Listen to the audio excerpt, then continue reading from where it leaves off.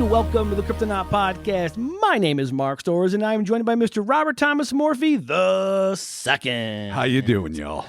What's happening, Uncle Rob? Not a heck of a lot. We're back, buddy. We are. We're doing it. And cold. Yeah. Boy, is it snowing out. And are we bundled the fudge up in our studio? Yeah, the old man Central New York bitch time has arrived. Oh, definitely. Yeah. Oh, my knees are acting up. Yeah, no. Is it rheumatoid arthritis? I don't know. It could I'm be. not going to get it diagnosed. I'm just saying it's fucking cold. Yeah, no. It's that time of the year where all of a sudden you're like, is that the sound? Is that the distant sound? The angelic yet demonic sound of Mariah Carey. Oh, God. All I Want for Christmas Is You. Is that what Dogs I hear? wincing because they're the only ones that can hear the high notes. Yeah. Dude, Funko just released one of the album series pops of the Mariah Carey All I Want for Christmas Is You. Good Lord. And I was like, should I get it just to like melt it as like an effigy to hopefully get her to go away? But Good luck. You know, I'm going to say this, though, about All I Want for Christmas Is You and Mariah Carey. Good on her, because every year she is making a fucking fortune off of it. Yeah. I I don't begrudge her. No, that song sucks ass, and I hate hearing it. Horrible. But she is papered up from that song. Fuck yes. That's why she comes out of her crypt. Nothing and wrong she's with like, it. here I am. She is the queen of the vampires. Right? That'd be a great casting. Pretty clear. I remember that movie she was in, like Butterfly or some shit. Ooh, yeah. It sucked. Yeah. Oh, boy. Anyway, here we are, Robert. Patreon is the thing we offer folks over there. The old patreon.com/Cryptonaut podcast. Let's give some shout outs, Robert, to some good folks that support us, keeping us warm. Yeah, not well enough. Apparently. Yeah, but thank you for your big efforts. And this includes Shelly Hopkins, Thank you, Shelley. Klesbick. Yeah. Ooh, okay, That's dirty. Yeah, I'm there. Klesbick. Yeah, there's some sexy fish people in some star system, Sirius B, C, 3, who knows what. They're into that. Just Tito. Oh, my favorite out of the Jackson 5, just Tito. What up? Behold and revere the unpeeled one. I don't know why I laughed so hard when I saw that, but it's fucking so hilarious. Weird. Like it's like literally Lovecraft writing about a banana. Yes. That's how he would put it completely. The unpeeled. Do you want some banana on your oatmeal, dear? I'll take the unpeeled one. Nice. Hunter Mills. Thank you, Hunter. Nth Soccer 4206. Hell yeah, dude. John Santolucito. Nice. Thank you, John. Benjamin Duffy. Ben to his friends. And we're his friends, apparently, because that's what he wrote. There you go. Thank you, Ben. Charlie. Oh, Chucker. Charlie. probably not my kid. Probably but not. No. I mean, is he allowed to sign up for Patreon without you? No, Would he invest in his dad's podcast? Because that would make even less sense. Yeah, no. He just recently started getting the ability to have his own private Instagram where he posts up pictures of his football cards and hey, you can have a Twitch account and hey, you Of course, can do heavily this. monitored. Yes, but he's a good kid. So Oh, yeah, of course he is. He's a great kid. thank you, Charlie. And rounding it up this week, short list, the fuck sucker. Oh, thank you, the fuck sucker. We do have one more very special shout out going here to Jeff, the agony and ecstasy of Achilles Metcalf. Carry on, motherfucker, and hail and kill. Indubadilly. Yes, I do love when we get the Man of War fans. Goddamn, there it is. All right, this week, I've known about that. We've talked about the story a couple of times. Yeah, it's been in the works forever. You've had this super long article a while ago that you wrote about it over there in Mysterious Universe. Yes. So we've been meaning to do this. We're doing it. This is part one of a two-parter. Yes, it is. So strap in. Because when Bobby and Mark are here, we got two-parters, baby. That's what happens. There you go. Boom. Not milking it. It really demands two parts. No, this is one that we were like, we can probably do this in one. And I'm like, oh my God, there's no fucking way. Oh, no, I tried writing it as one. Yeah. I was really like, no, bang for the buck. I've always been like that. And then when it got to about the 8th page and I saw the look in your eyes, even though you weren't there, but I knew the look I would get, I'm like, you know what? There's enough for 2 here. Not 3. That's milking it. We would not turn this into a 3-parter. Uncle Rob has a 6-page limit, which you, good sir, have been doing excellent. I've been doing pretty good. You've been doing excellent. I resisted at first. You know, Yeah? I'm No? a long-haul trucker of words. And I'm taking speed all night, and my fucking foot is going to the metal. But in deference to my partners in this endeavor, 6-page limit. As I'm just trying to talk you down, like, no, this makes it easier for you. You don't understand. It will be easier on your mind and soul. They need it. They need all the facts I can give them. Our fans are dear to me. Oh, man. So this, though, we had a little bit of a pre-show meeting here, how to say this. We got a lot of different pronunciations. Yeah, like all of them. We got Cowichan. Cowichan. Cowichan. Cowichan. Yep. Cowichan. Cowichan. I think we're going to go with Cowichan. Oh, well, they said, here's the one thing, like literally there were mechanical voices, lovely ladies all trying to tell us how to say it, all different. But they said the American pronunciation, which makes no sense because this is a Canadian story, right?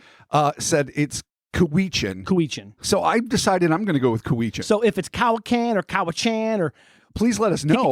Whatever it is. But it's not going to change what we're doing. We're doing Cowichan. We're doing Cowichan. I'm pointing at you so that I know I'm saying it right. Cowichan. America. Cowichan. Nice. And if you're from Cowichan or Cowichan or Cowichan, I mean, we've heard it every single way, Vancouver Island, and we're making asses of ourselves, enjoy it because that's literally what we do. And then feel free to correct us if it makes you feel better. I mean, honestly, it might not be worth sending the correction because we are telling you that we don't know what it is. We don't know what it is. And it could be any of these. So your correction just might fall on deaf ears or muted emails, unfortunately. But, we'll figure it out. You know what this word is? What's that? Our Achilles heel. All right.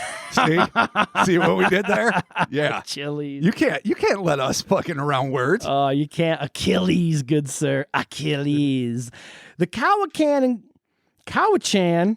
Cowichan, buddy. Yeah, there you go. The Cowichan Encounter Part 1. Uno. Night Shift Nurses and the Saucer Man. Ooh, yeah.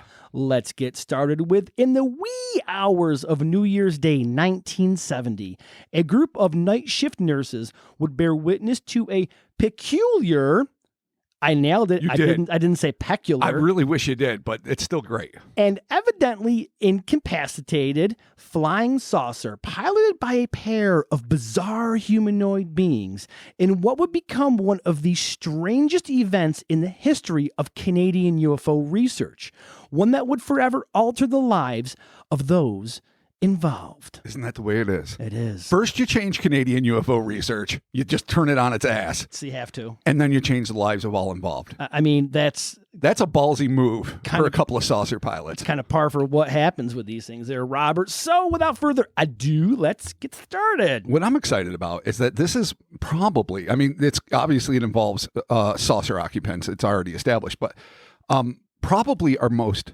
straightforward UFO story that we've ever done. Oh, in terms of like a phenomenon that is mostly shit in the sky fucking with people. Right. All right, cool.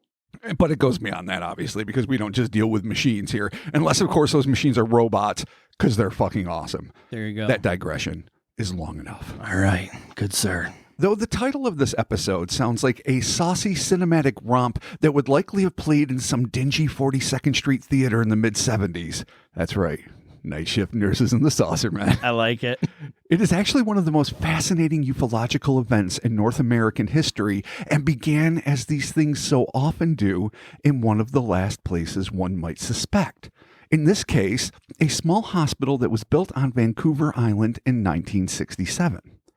At 11:59 p.m., like literally the cusp, on New Year's Eve 1969, while the rest of British Columbia was engaged in celebrating the arrival of the new decade with hugs and kisses and copious amounts of champagne, one would hope, a nurse by the name of Doreen Kendall was punching in at the Cowichan District Hospital for the midnight to 8 swing. There can be little doubt that following her tedious 26-mile commute from her home in Nanaimo, oh, Jesus Christ, I'm just going to massacre this word, Nanaimo. I think I got it right. Nanaimo. I just had to break it down into syllables. Cowichan. The magic of syllables. I'm going to see you on Cowichan. Oh, man, my heels are chilling all over the place.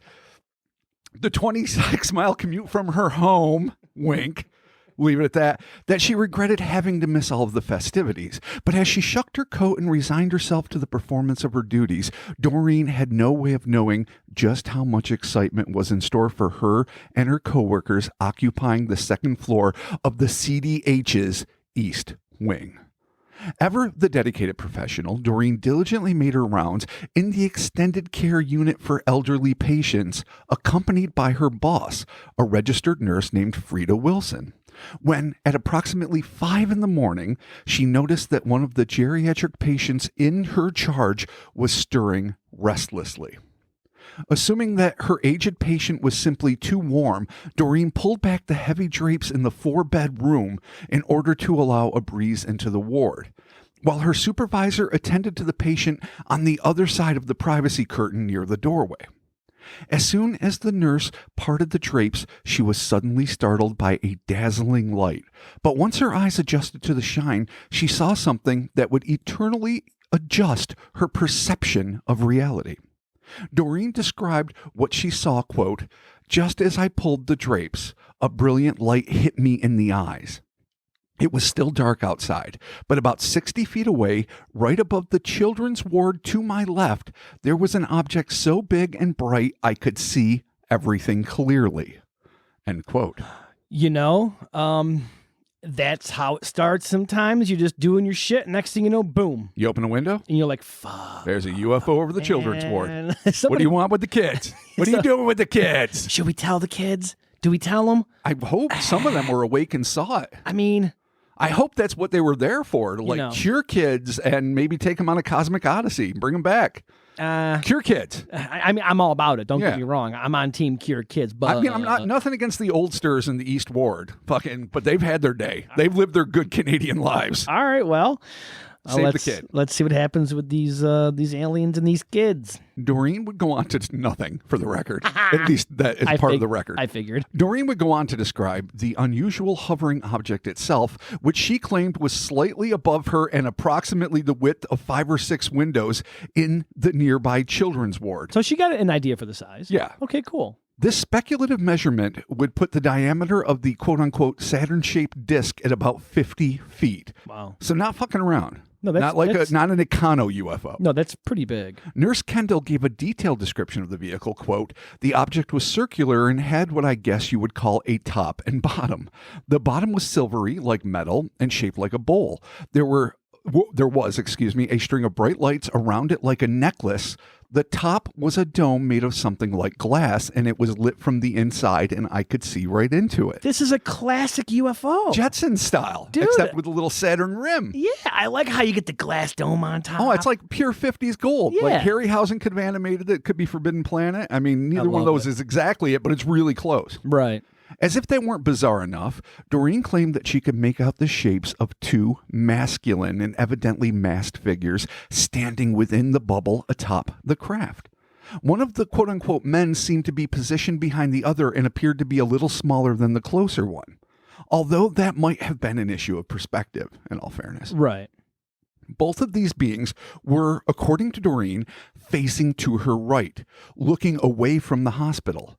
Doreen described the headgear-clad, veiled, 6-foot-tall humanoids in her own words, quote, "They looked like fine, tall, well-built men." Oh, we know. Doreen's got the hungry eye. Yeah.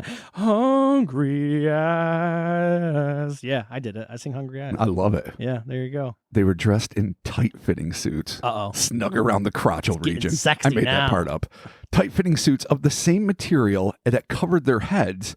So full-on, like, fucking Green Man suits. Yeah, I guess we'll kind of are like almost like a contamination suit where it kind of like it fits you like the hood. Dark fabric. Put the hood full up. face. Yeah, but this is skin tight. And there's no, like, eye holes. Right. By all accounts. Huh, Maybe it's just see-through. Okay. Right, cool. But their hands were bare, and I noticed how human they looked. Their flesh seemed just like ours. He was wearing a darkish fabric similar to his uniform and headgear, which obscured his facial features.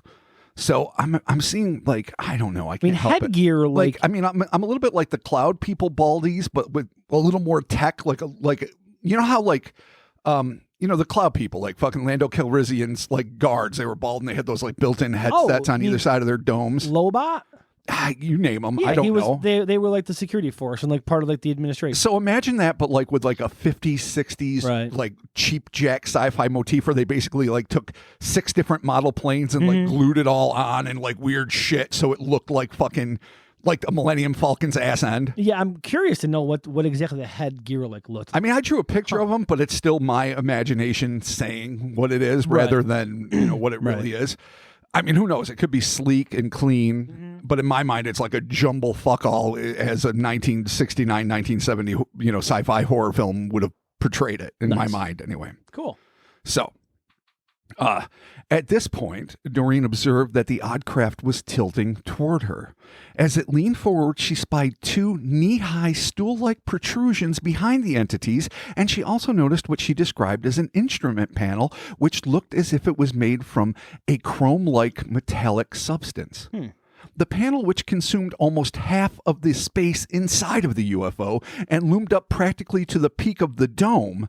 So that's crazy. Yeah, that's... Unless it's only on one side where it's going up. Right. I don't... It's hard to tell. Was filled with small, presumably navigational instruments, including circles or dials of various sizes, all of which appeared to be illuminated from below.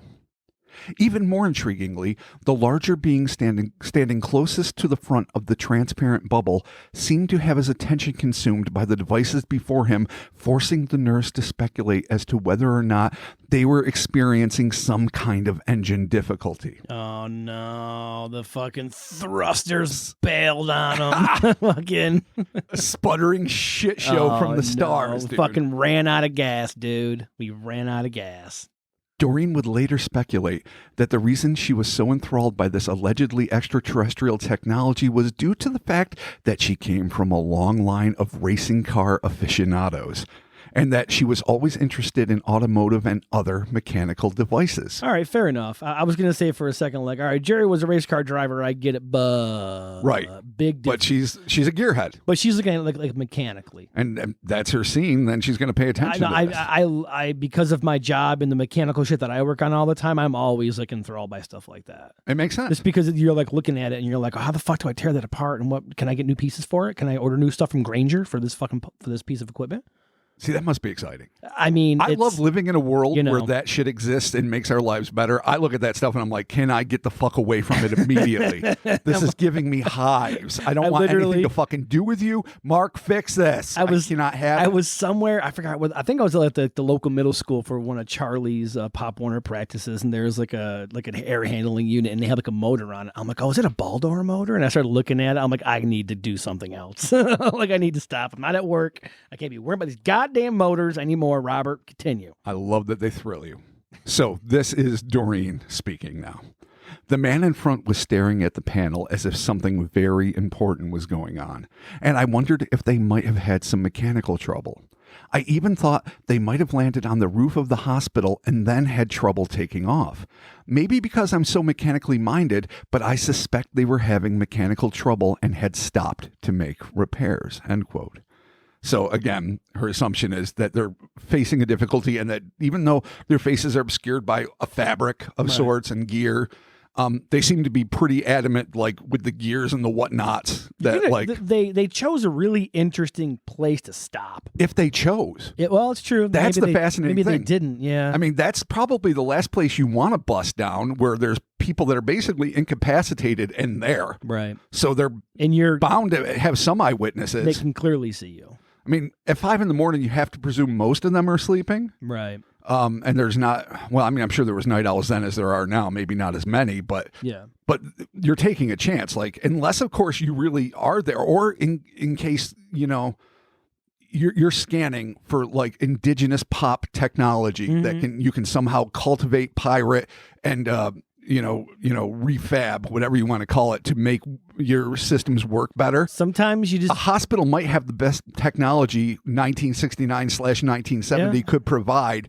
to a UFO. Maybe you need an X-ray machine, 2 gurneys, and a fucking elbow. a false hip, and fucking a cot, and you just fucking and you can fix your UFO.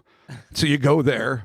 And then the nurses start looking at you, and then it's fucking up. Sometimes you just need that quick Band-Aid just to get your shit going again, where you're like, all right, let's just need to get back to the motherfucking shit. Let's just get it. Yeah, let's just get it. The motherfucking shit. I was going to say the motherfucking shit. Yeah, really? that's like classy. That. Jeez. Or the wormhole. We are not going to get good iTunes reviews for that, Rob. No, someone is going to definitely say that was unnecessary. Mad. Why do we have garbage lips? Why do you swear I don't know. We had one that Poor upbringing. We had one that told us that we didn't have critical thinking. Wow. And I was like, shit, Sherlock. Yeah.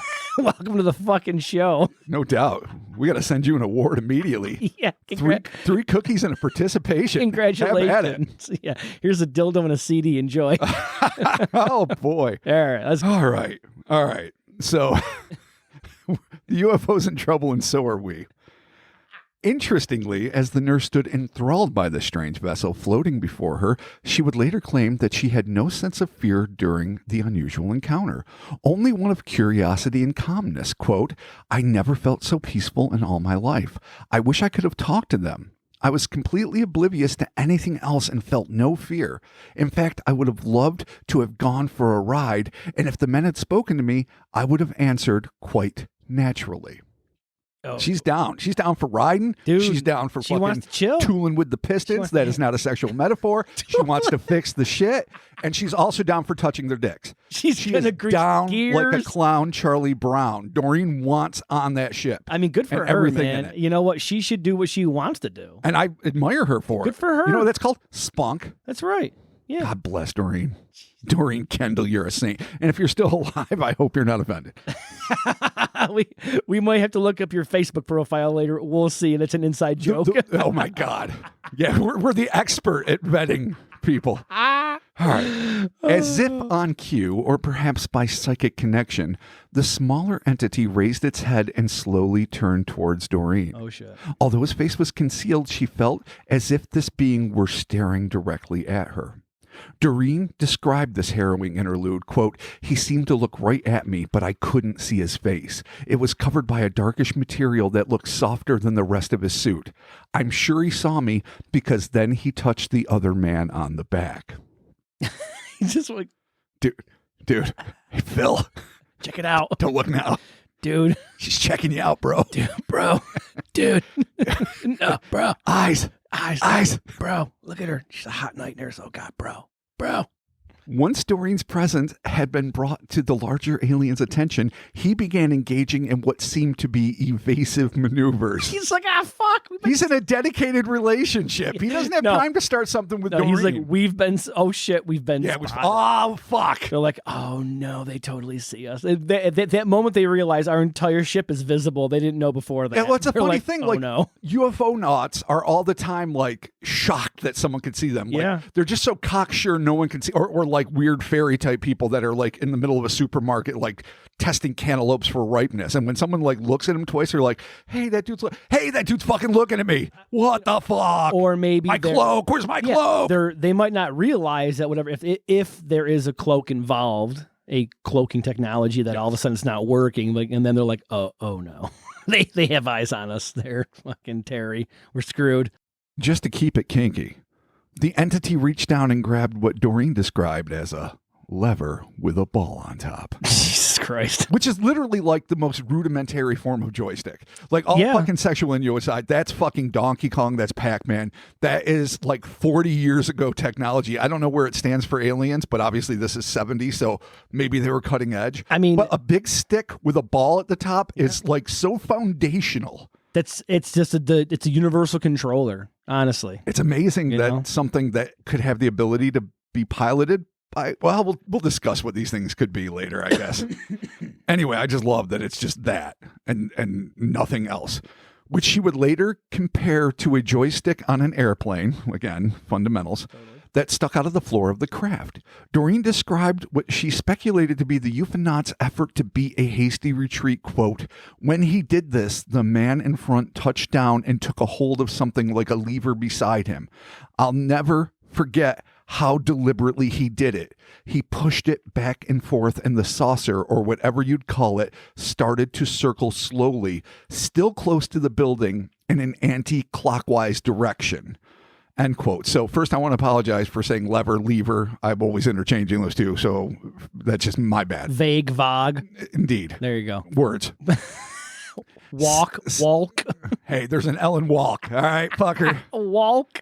God damn it. Want to walk? Can't be walking on this Achilles heel of mine here. I'm going to walk for milk. All right, you fucking. All right. So anyway, I love the fact, my inability to pronounce aside, that this thing is hucking this huge lever back and forth just to get it to start spinning. Like, is this a fucking go-kart? Is he a fucking carny? Is he trying to get the teacups working? If you're moving it forward and backward, that could just be giving it direction of, to like spin. If you're going like boom boom like that with it, kind of like if like you're like shifting it or something, it's just like this. Like so you're right. So if he's just like a slow push forward and a slow push back, I'm not describing it properly. then it could be like something mechanical. In my mind, he was pumping it like an old timey well, just like working the shaft really hard to get it to start spinning. I don't think faster. They're not using those old water pumps trying to get it out of there. No, but what I'm going to assume, but again, I have no basis for this. Amish aliens or something, like they won't use cutting edge tech. They're going to use fundamental, ball socket joint lever tech. I don't even know what's fundamental tech. Or if forward Archimedes bullshit. If hitting it forward makes you go forward, then backwards brings you back. Maybe by doing that, they're kind of just ride it a bit to get it to spin. Kind of like if you're doing a fucking like a burnout or something in your car, or like maybe they could be doing sweet burnouts. We should not speculate on alien technology because we have no fucking idea how it works. I'm just saying. So if you're not going to agree with my Mennonite Martian theory, I enjoy your Mennonite Martian theory. Yes, he has to pump it a couple of times to get to spin. You got to prime it. I like it. I like that. Nurse Kendall was so captivated by what she was seeing that she momentarily forgot about her supervisor, Frida Wilson, who was still standing behind her. Oh, we have some motherfucking folks here. When she recalled her presence, Doreen was terrified that these evidently shy creatures might hasten their departure if she made so much as even a sound. Quote, "Then, when I did think of it, I guess I hesitated. I felt I mustn't make a noise or do anything that would break the trend of what was happening. I was so taken with the flying saucer that I didn't call anyone. I felt mummified and fascinated and stood there for about 5 minutes watching before I called another nurse, Mrs. Frida Wilson." End quote.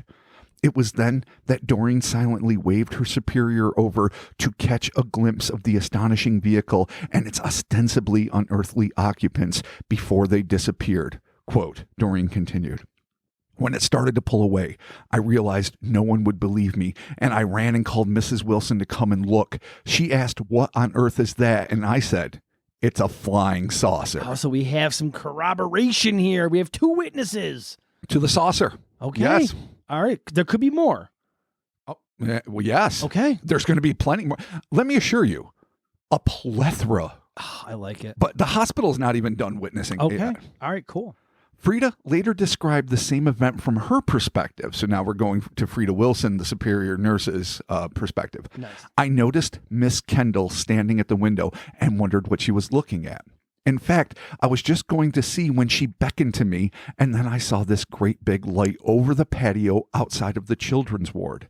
I'd say it was quite a bit larger than a car. It looked circular in shape, and the far side seemed to be higher than the side near us," which I may digress here. Doreen already mentioned it was tilting towards her, so that's a corroboration of that. Okay, cool. Back to Frida. "It was moving around slowly, then it started to move away. I didn't really see any top or bottom to it. It was all just tremendously bright." So okay, she's catching it at a little later moment. Right. At this point, Doreen and Frida sprinted down to the nurses' station to corral their fellow nurses. 2 of their understandably skeptical cohorts, Mrs. Appleby and Mrs. Clarkson, quickly followed them back into the room. Are they their cohorts? Yes, they are. Okay, good. Just yes, sure. Comrades in arms. Cohorts? Yes, cohort.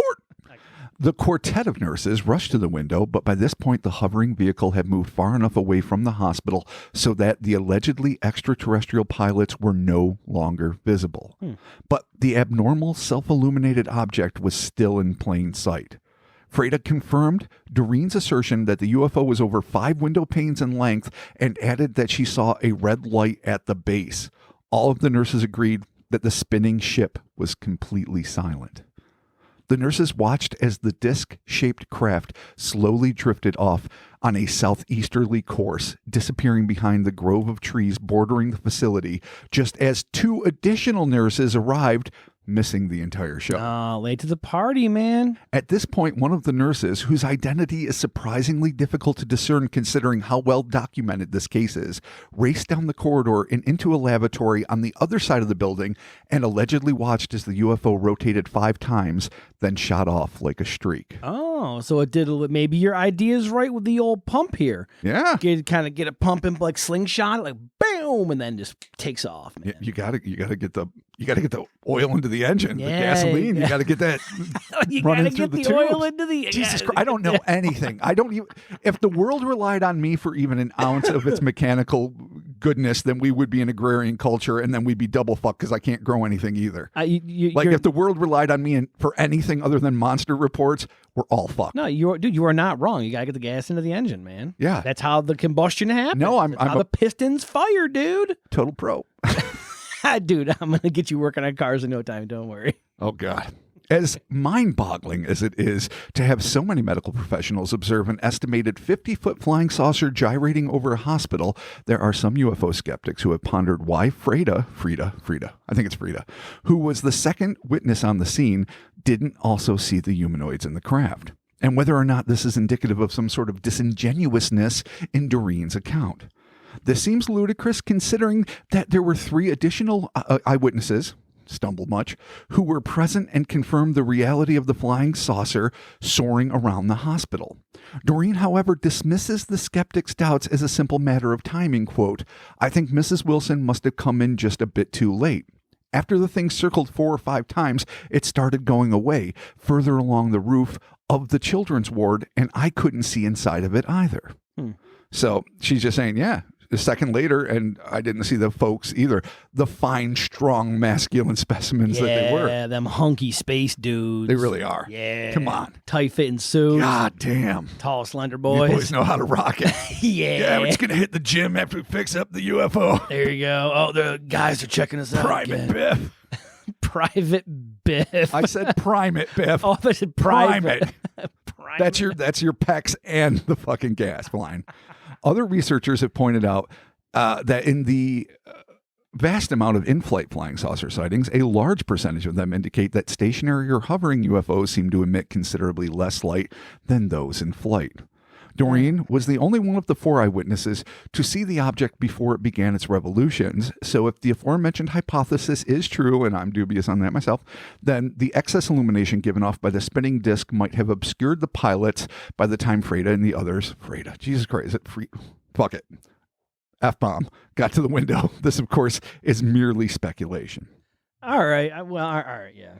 Yeah. I mean, poking holes in it already. There's skepticators.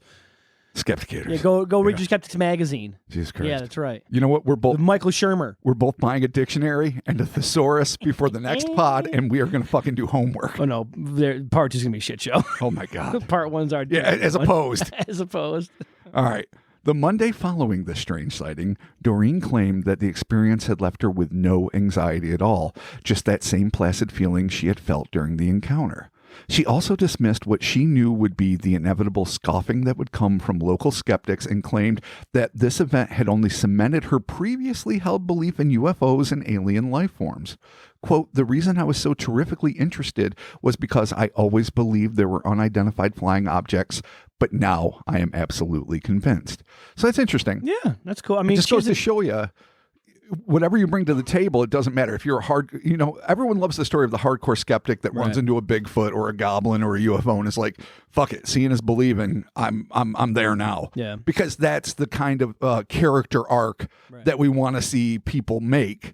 But in reality, true believers are going to be just as likely to encounter these things. Yeah. Maybe more so if indeed there's anything to like that whole psychic connection. Like, I don't know, Dr. Greer would say, like you put your will out there and then, 15 UFOs and 14 aliens will show you gotta up. Get the app for the $10 and do the yoga and the light and get a The Kundalini, whatever you got to do. Your chakra, dude. Your asshole. So some people would suggest.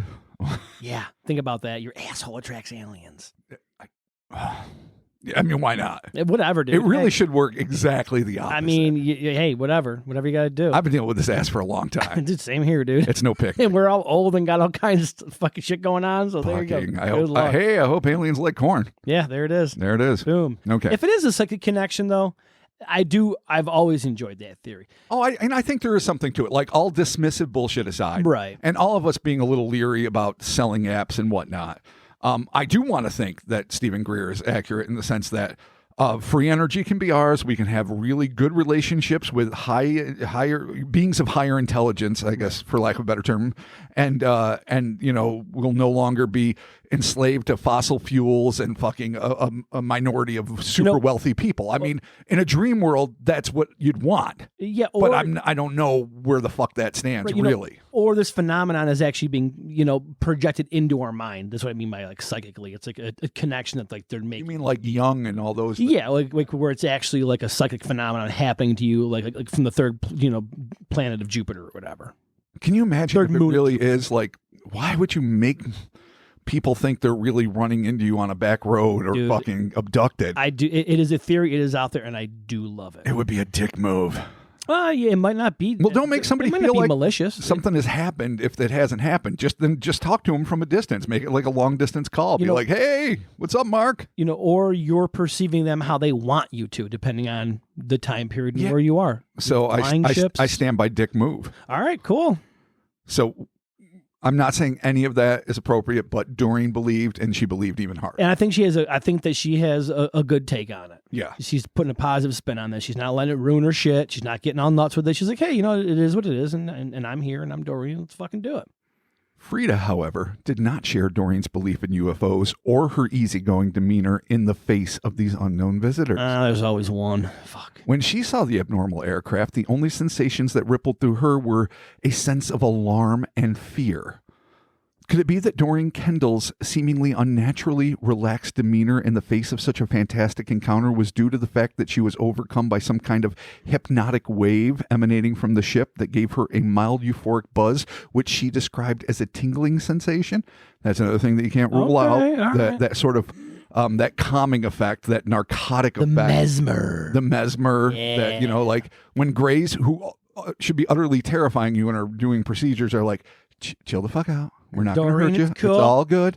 And all of a sudden, so many abductees claim like, and then this warm wash of fucking calm came over me. That can't be natural. No. I mean, maybe they're making serotonin or whatever come from their bodies naturally, but it's unnatural the way it's, induced.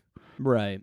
Or Doreen and Frida have just two different takes on it. I mean, you can experience something, have two completely different takeaways with it. Where and that's another thing dope, too. Like the aliens might have done nothing. Yeah, it could just be where Wilson's coming from and where Kendall's coming from are just two entirely different places. Totally.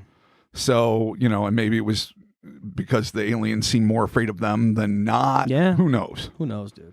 Okay.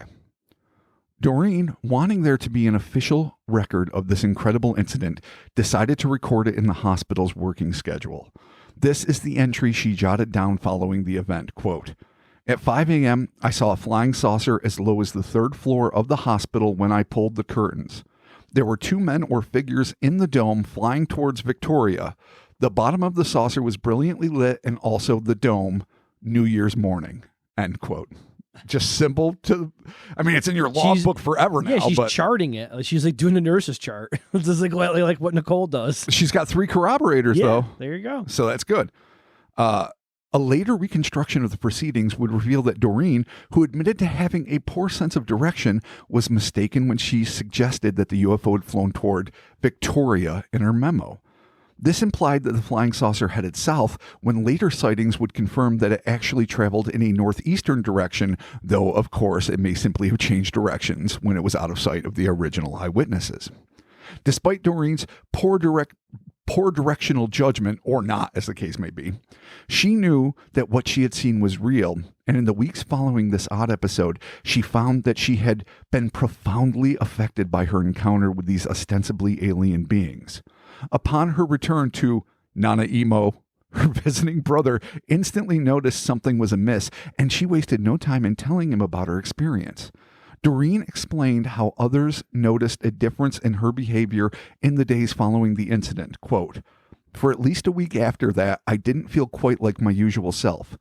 I think that normally I am an outgoing sort of person, but now I felt very subdued, and some of the other nurses said I seemed preoccupied. Well, considering what you just witnessed, that's going to sit with you for a while. That's a paradigm shifter. Yeah, you're not going to be like, all right, no, back to work as usual. We've all had things in our life. Sure. That were like a definite paradigm shift where it takes you a week or two, or God forbid a month, just to get over it, where you're like, all right, I finally feel like I'm back to normal again. Yeah. So, I mean, I get it though. People around you noticing that's a sign clearly that she something experienced happened. something. Yeah. Yeah, totally. No doubt. I mean, it doesn't do anything to, lessen the credibility of the No, sighting. not at all. Not at all. And even the whole directional thing that she got wrong, like, I have no fucking idea you could ask me north, south, I have no idea. And like I said, I gotta go outside and I'll figure out where Syracuse is and go, east. Yeah, no, I do There too. you go. I'm terrible. And then I know west, I'm like, west is Buffalo in Canada. Like, I know so There many you people that could sit anywhere in any direction and change like by a matter of 2 degrees and tell you exactly what Yeah. direction they're facing. I'm facing you. Yeah. No, That's it. I have I'm in the direction of stores right now. I have a compass on my iPhone, and you know why I don't have to use it? Because you know what else I have on here is maps. Yeah. So there you go. If you tell me to go east, I'm gonna tell you to go fuck yourself. There you Yeah. go. No, I know. Go south and fuck yourself. I mean, nobody has to ask directions anymore. Well, I do because I have a fucking cool pad.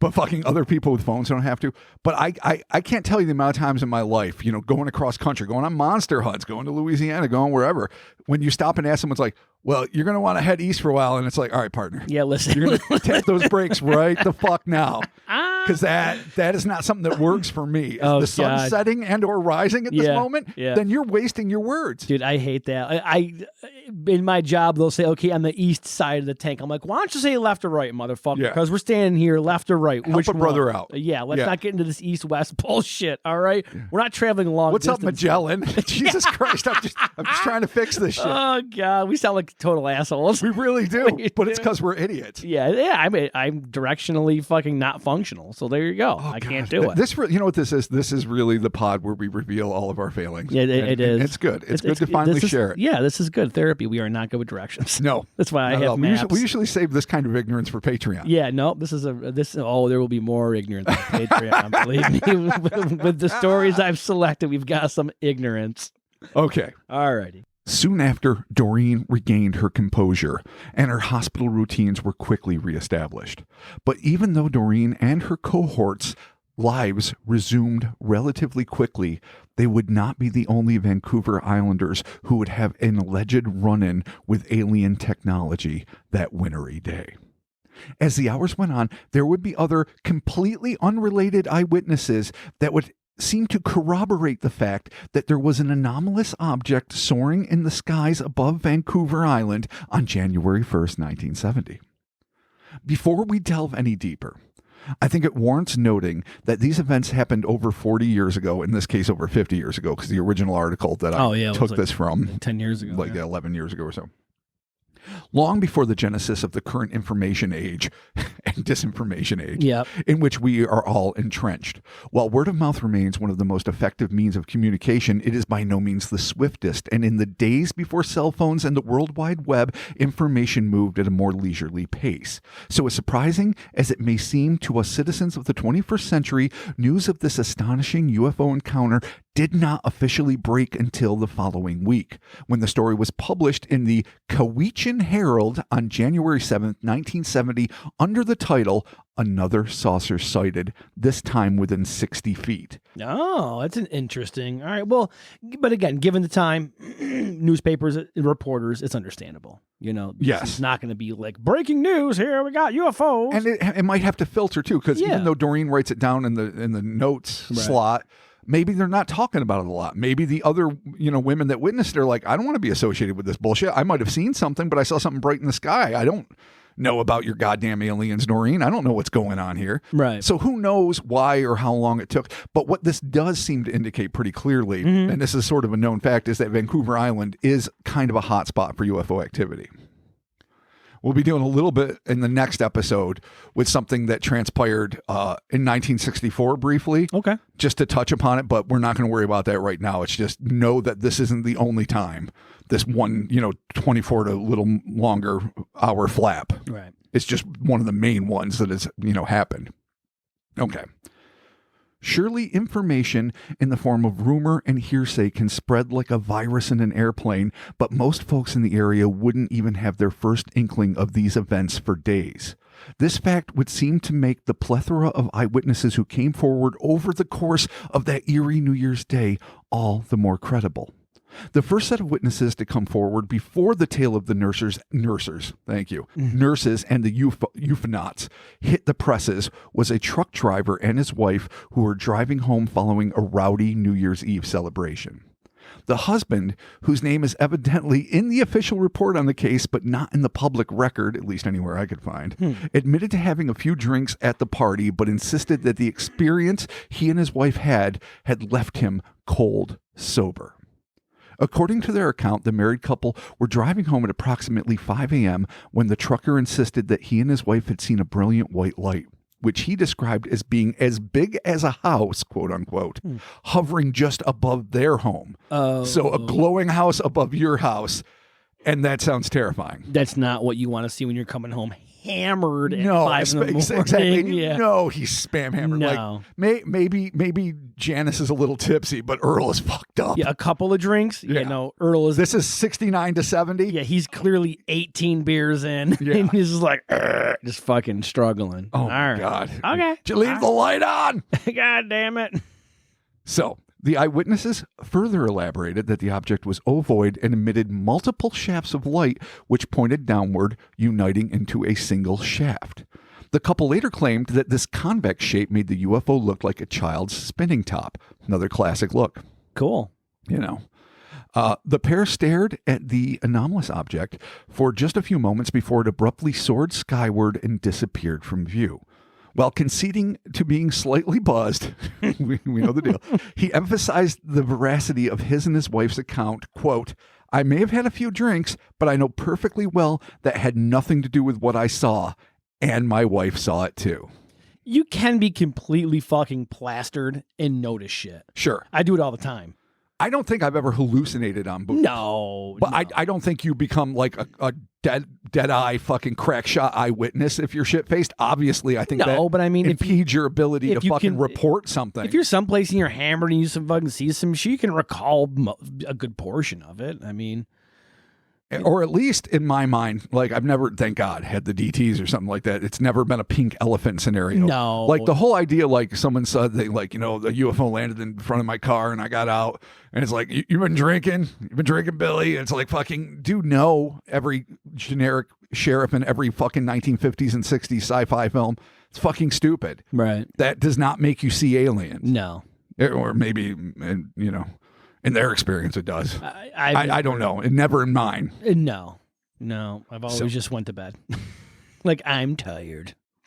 There you go. Now, at that point, if like a fucking full-on UFO armada starts shining through the window, Right. I don't give fucks. I'm sleeping. Oh, yeah, no, I don't I'm care. dead to the world at that point. Yeah, sorry. You guys go fuck off. Invade the earth tomorrow. I'll care. Yeah, Not today. No, this is my time. And if you invade too early, I'm going to be too hungover. Yeah. I won't be able to deal with your shit. Just wait for me to get back on my feet. I mean, if you want me to give the proper amount of terror and all in respect, give me a day. I'm gonna need some Gatorade.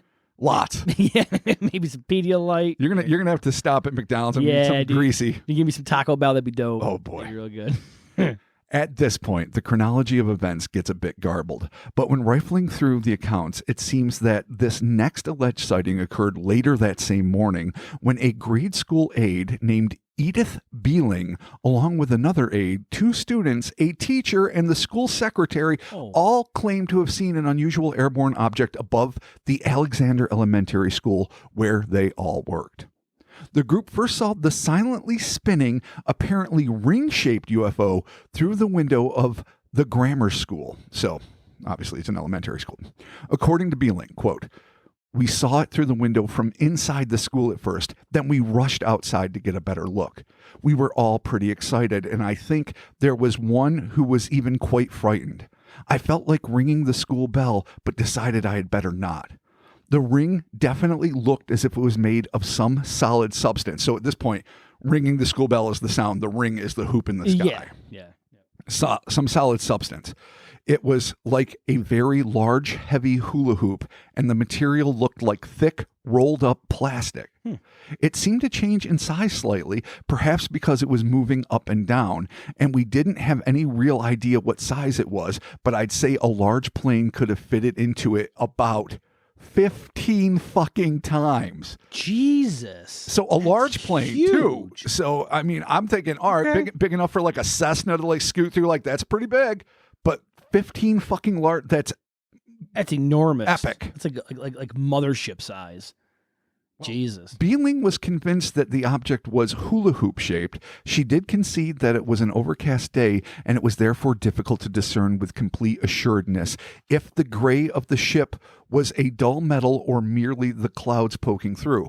So there is a chance that it could have been the same Saturn shaped craft, though much fucking bigger than the one the nurses apparently saw. Yeah, this sounds like they saw the mothership. Yeah. You know, like this is the big boy. And here's another thing too. This is what kind of reminds me of the Casablanca entities, in that, remember, it was like there was a Terminator and the four-armed ghost and weird leprechauns on the side of a Saturn ship. Speaking of Saturn ship, like it was just this whole plethora of paranormal phenomenon that only the kids, Kermit and his friends, could see, and not the adults. And here we've got one Saturn-shaped 5-window pane, 50 feet long saucer that's got pilots. You have a huge ice cream cone of light above somebody's house. And now you've got a giant, perhaps hula hoop, the size of 15 large planes plus, because that's just what could fit on the inside. I mean, we might be talking about like a lot of different agencies manifesting, not just one intelligence. Yeah, no, totally. And this is not the last type that will be described before the night is over. Okay. But we'll deal with more of that probably next week, but a little more here.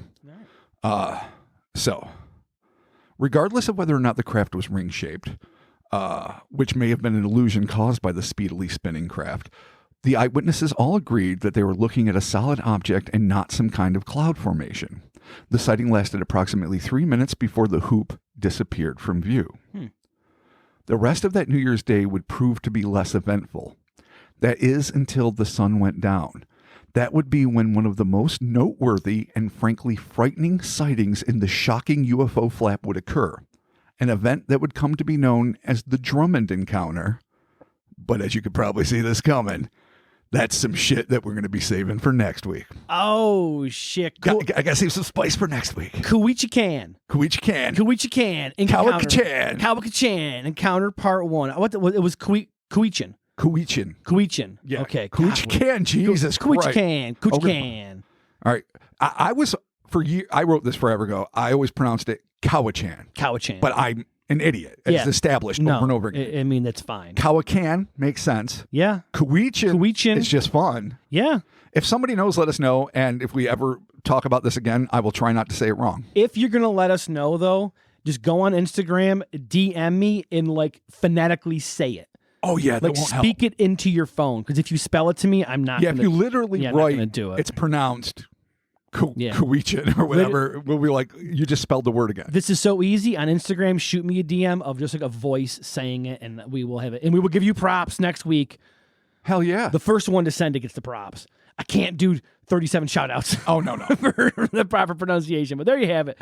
Fucking A, that is a cool story. Yeah, so like we're dealing with, obviously, the nurses here. You have the ship, you have the cone-shaped light, and then you have the bigger ship. Yeah. Really, and you have people that are seeing this. I'm kind of shocked that there isn't more people that saw it, especially being that big. There are. Oh, okay. There is. Oh, yeah. From next week. That's okay. some next week. God damn it. But here's the thing.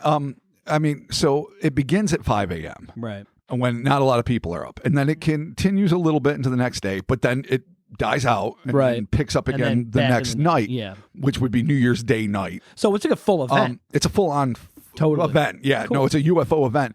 And what we're going to get next week is yet another iteration, another shaped UFO, doing another thing that is quite unlike anything at least I've ever read about. Okay. And some scary shit on top of it.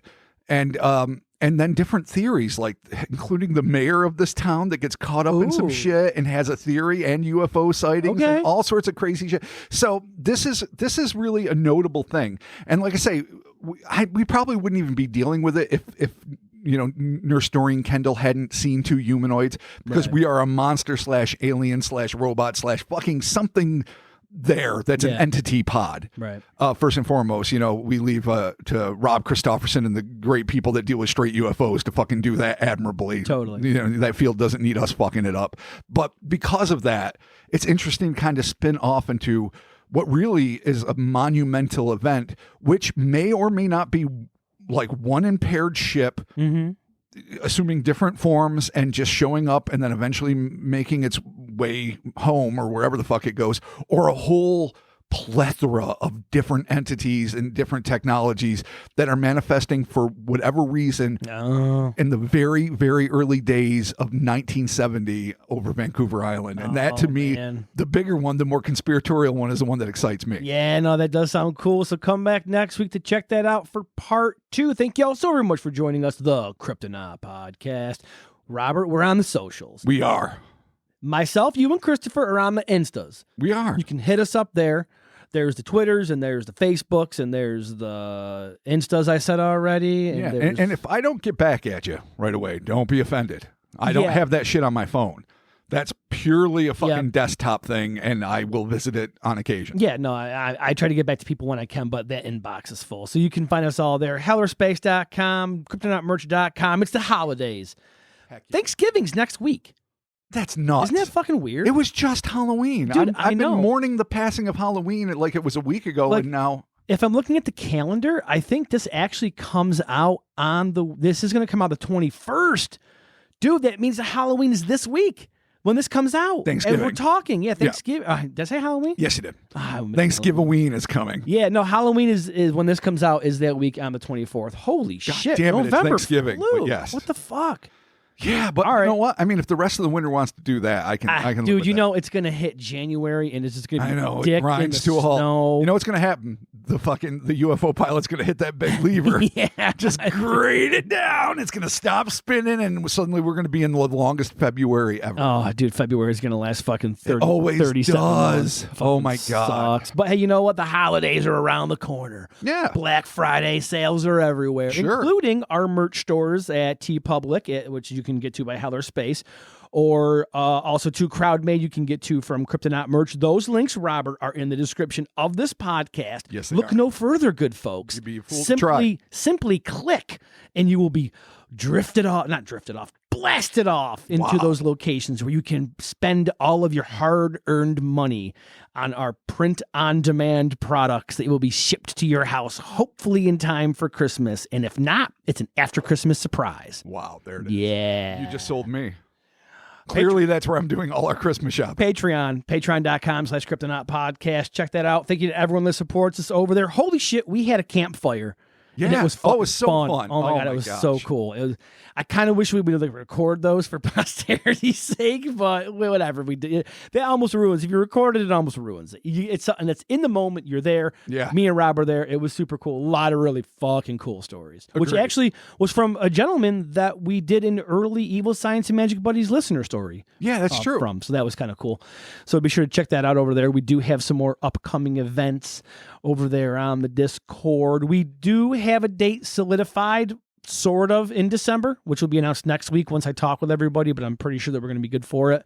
So that's going to be our Christmas movie, The Prince of Darkness. Hey! So that'll be dope. So check all that out there. And before we leave, let me find it here. I'm going to pick down here and pick this up. We got some pretty cool presents in the mail from our good buddy, Mr. Jeremy Ediger. They're from the Paranormal Puzzles, and that is so dope. paranormalpuzzles.com.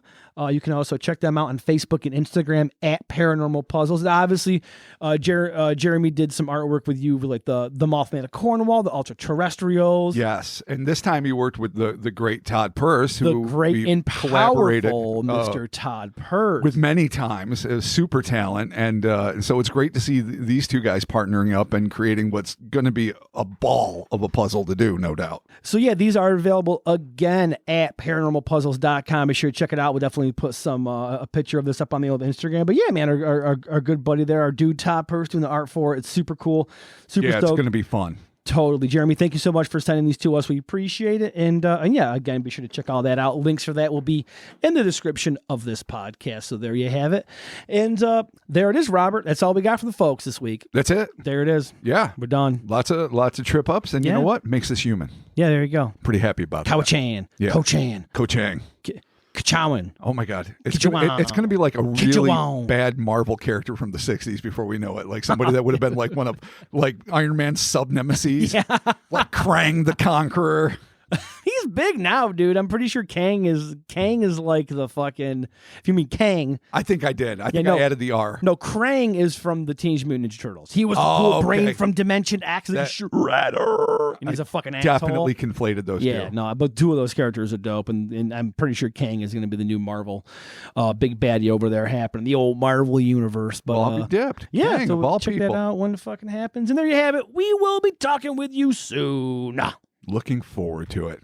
Indeed. Bye, friends. Goodbye. Bye, all. Return for part 2. Do it. Or don't. Oh, you'd be a fool. You would be missing it. You're going to miss out on the mayor's antics. Or for some reason, start with part 2, then part 1, and then email me that you don't know what's going on. Oh, you will figure it out. It's happened before. Yeah, it's called chronology. Yeah, really? no. It has? Long story. Number 2s are hard. I mean, don't ever start with a part 2. Yeah, don't do that. I mean, if you look at the title, it says part 1, part 2. Like, we're pretty explicit about the parts. I mean, it's not going to be that challenging. Well, it's going to be confusing. You'll be like, why the fuck is this starting with a bang? Yeah, well, again, look in the title. It will say part 1, part 2. Sure will. There it is. Bye, friends. We'll be talking to you. God damn it.